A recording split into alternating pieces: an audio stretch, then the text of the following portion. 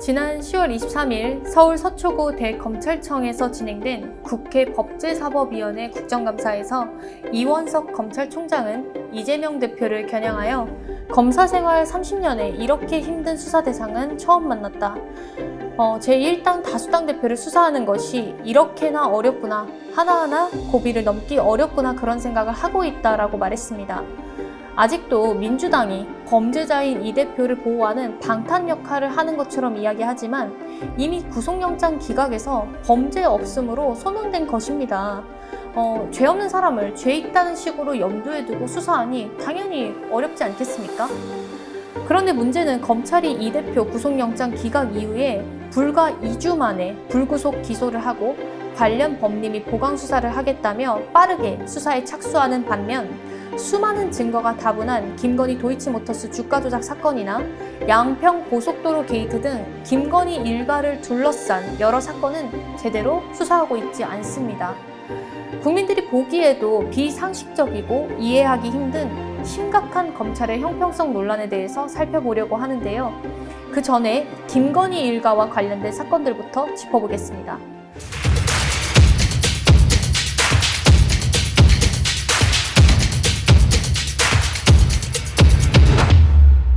먼저 김건희 도이치모터스 주가 조작입니다. 김건희가 권오수 전 도이치모터스 회장 소개로 주가 조작 선수 이 씨에게 10억 원이 든 신한증권 계좌를 맡겨 전주로 주가 조작에 가담했다는 내용입니다. 작년 9월 뉴스타파를 통해 주가 조작에 가담한 정황이 포착된 녹취록을 비롯하여 유죄를 선고받은 권 전 회장의 1심 판결문에도 김건희의 실명이 37차례 적시되고 법원은 공소시효가 남은 2차 주가 조작 시기에도 김건희의 계좌가 시세 조종에 쓰였다고 판단했습니다. 다음은 서울 양평고속도로 사업 노선 변경 건입니다. 국토부 타당성 조사 초기 보고서에 따르면 당초 사업 목적은 국도 6호선 교통정책 완화와 장내 노선축 연결, 그리고 서울시와 양평군의 접근성 향상이었습니다. 그래서 2021년 4월 기획재정부 예비타당성 조사, 2022년 3월 타당성 조사, 2022년 6월 전략환경영향평가 등에서는 양서면이 종점이었는데 2023년 5월 국토부가 발표한 전략환경영향평가 항목 등의 결정 내용에는 갑자기 종점이 강상면으로 변경되었습니다. 이 강상면 일대에는 김건희와 일가족이 선산과 토지 등 총 29개의 필지를 보유하고 있으며 총 면적은 축구장 5개 크기라고 합니다. 이 때문에 특혜 논란이 불거진 것입니다. 또한 노선을 변경하면서 타당성 조사를 맡은 용역업체와 국토부가 경제성 평가도 거치지 않은 데다가 타당성 조사 주요 과제를 바꾸면서 정식 문서가 아닌 구두로만 협의했다는 것입니다. 이는 기재부 계약 예규에 어긋나는 것입니다. 정리하면 윤석열, 김건희 일가를 중심으로 국토부, 행정부 중심에 있었던 국힘, 김성규 전 의원, 그리고 양평군 도시건설 공무원들 등이 이권 카르텔을 형성하여 부당한 이익을 취한 것은 아닌지 강한 의심이 드는 부분입니다. 다음은 양평공흥지구 개발 특혜 의혹입니다. 양평공흥지구 사업 시행사인 ESIND의 실질적 소유자인 김건희 오빠는 회사 관계자들과 함께 2016년 양평군에서 부과하는 개발 부담금을 감경받을 의도로 공사비 등이 담긴 증빙서류를 위조 자료로 끼워 넣었다는 혐의를 받고 있습니다. 거기다 양평군 공무원 3명도 ESIND의 공흥지구 아파트 개발 사업이 당초 신고한 사업기한인 2014년 11월을 넘기고도 준공되지 않았던 사실을 뒤늦게 확인한 뒤 ESIND의 요청에 따라서 기한을 2016년 7월로 임의 변경해 주었다는 혐의가 있습니다. 준공기한을 이행하지 않는 것은 사업을 취소하거나 혹은 중지시킬 수 있는 중대한 사안임에도 경미하게 넘어간 것입니다.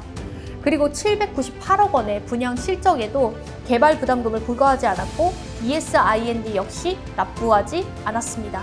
다음으로는 이미 법원에서 불법 부동산 투기 사실을 인정한 김건희 모친 최은순의 도촌동 사건입니다.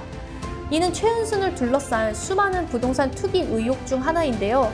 최은순은 동업자 안 씨와 함께 개발 예정지 6필을 약 40억 원에 차명법인 이름으로 공매 매입하고 이 과정에서 은행 잔고 증명서를 위조해서 대출을 받고 부동산 채권을 분할 인수 및 매각하는 수법으로 동업자를 내쫓은 뒤 3년 만에 되팔아서 45억 원가량의 시세 차익을 남겼다는 것입니다.